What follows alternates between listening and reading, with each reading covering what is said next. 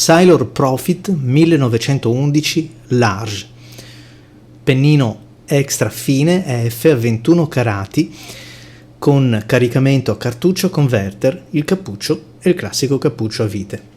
Allora, intanto produzione Sailor, sappiamo che è la casa del marinaio, ancora una volta una produzione giapponese, quindi una garanzia, forse in questo caso la miglior garanzia fra i vari produttori giapponesi, di un pennino davvero a punto.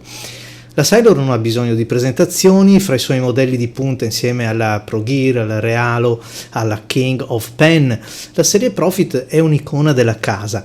È una penna stilografica prodotta in due versioni, in due varianti, la Standard, che però ha un pennino a 14 carati, e la Large, che è quella un pochettino più importante, con un pennino da 21 carati.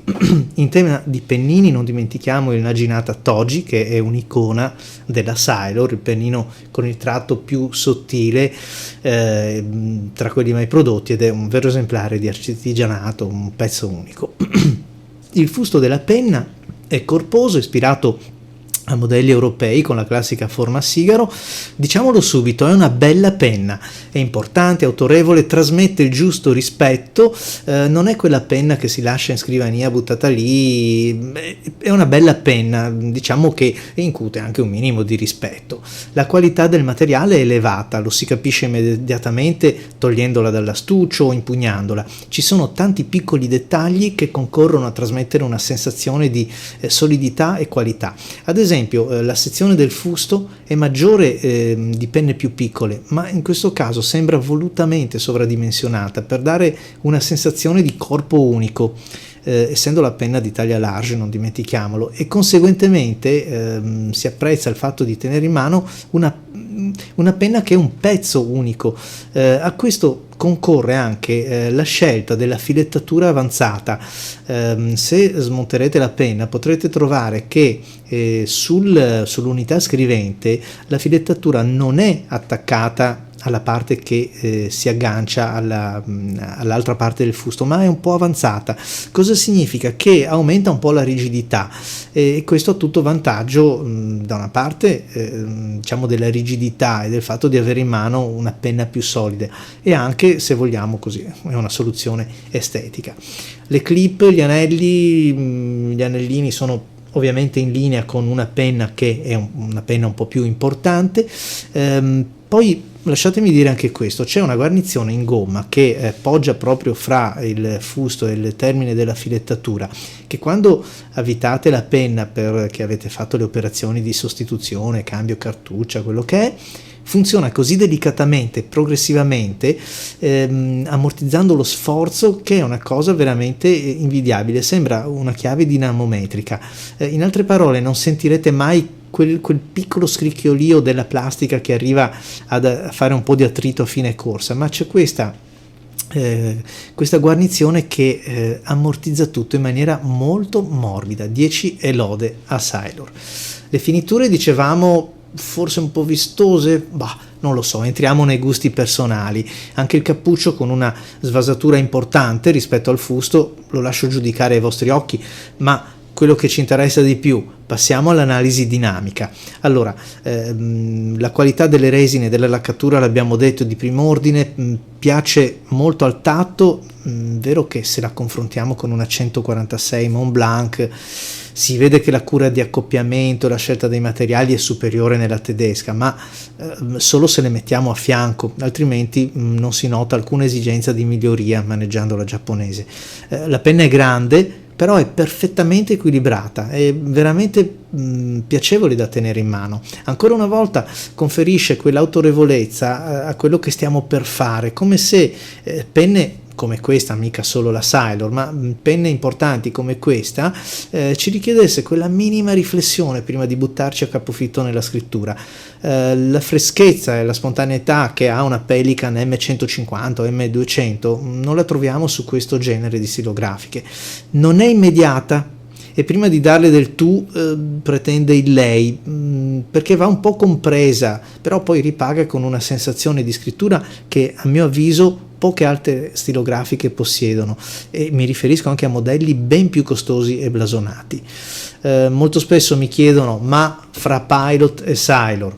Sono molto indeciso anch'io, perché essendo nipponiche entrambe e molto simili per certi versi, aprono mondi di scrittura invece diversi. Per le lunghe sessioni di scrittura e per una certa eleganza formale, la mia preferenza ricade su Sailor. Però per esempio per la varietà di scrittura e l'appagamento della piacevolezza così artistica della calligrafia non ho dubbi, e viva la Pilot. Vabbè, chiudo questa digressione perché avevo detto veniamo all'analisi dinamica ed è quella che ci interessa di più. Allora, è tutto al suo posto, la penna è ben calibrata, colpisce la scorrevolezza del pennino, ma questo in tutte le Sailor. Sembra incredibile, questo è un esemplare con un pennino extra fine, scrive con una scorrevolezza incredibile. Mi colpisce soprattutto lo sforzo degli ingegneri che in fase di progettazione hanno dato alla penna quel giusto peso caricato sulla punta, tanto che si riesce a farla scrivere senza alcuna pressione. È davvero da provare. Al pennino poi è dedicata una cura e insomma mi piace anche esteticamente. Non è un capolavoro come quello di Maison, che puntano sull'artigianato, quasi sulla gioielleria nei loro pennini, ma è molto bello e soprattutto funziona molto bene. I 21 carati si sentono? Fanno valere la loro differenza sul 14 carati? Sì, certo, fanno il loro lavoro e si sentono sulla carta. Il 14 carati, per non parlare dell'acciaio della serie Young, è più ruvido e anche ancora più rigido per quanto sia possibile. Questo pennino invece è più morbido sulla punta, grazie alla lavorazione specifica, e non è quasi paragonabile al gemello da 14 carati.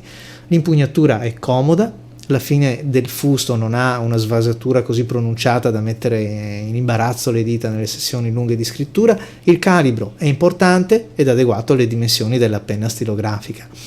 Sulla qualità dei pennini giapponesi, detto 1000 volte, un extra fine che non trova corrispondenza in alcun extra fine europeo, è molto sottile, il pennino è rigido. Non è come quello della Young, vi dicevo, che è veramente un chiodo, però anche opponendo parecchia pressione il tratto varia di poco. Però, come dicevo, garantisce una scorrevolezza ineguagliabile, risulta poco invariante sulla rigidità del piano di scrittura proprio per questa sua caratteristica, quindi cambia poco che scriviate su un piano rigido o su un piano morbido. Il feedback che trasmette, questa è una bella domanda, perché obiettivamente essendo un pennino molto rigido dovrei dire che il feedback non è esagerato, e invece la percezione è tutt'altra. È una penna veramente piacevole da utilizzare, che comunica, poi senz'altro è una penna un po' più importante, è molto bella. È buona per cosa? Per gli appunti veloci sì, certo, per una scrittura un po' più ponderata, certo, per le lunghe sessioni quanto ne volete, anche perché le capacità del serbatoio delle cartucce sono comunque importanti, quindi potete scrivere e si stanca veramente più la carta che la penna o voi, perché davvero è fatta, sembra nata per questo. Il flusso lo abbiamo già detto, vogliamo farle un piccolo appunto, una piccola miglioria? Sì, il conduttore che sporge sotto il pennino sembra quello di una penna da $20, forse un po' più di cura nel dettaglio poteva essere adottato, però chi se ne frega, la giriamo dall'altra parte, ci godiamo l'estetica del pennino. È buona per disegnare? Sì, anche se è un po' troppo pesante, però molto bene. Conclusioni, una valutazione generale, qui siamo verso il top, 9,5 su 10, sì, la consiglio a chi ama le stilografiche, alla piacevolezza del calligrafare e soprattutto a chi vuole provare il feeling di una Sailor, che è un gusto unico che solo Sailor vi sa trasferire. Vi invito a seguirmi nei prossimi video, buona scrittura a tutti.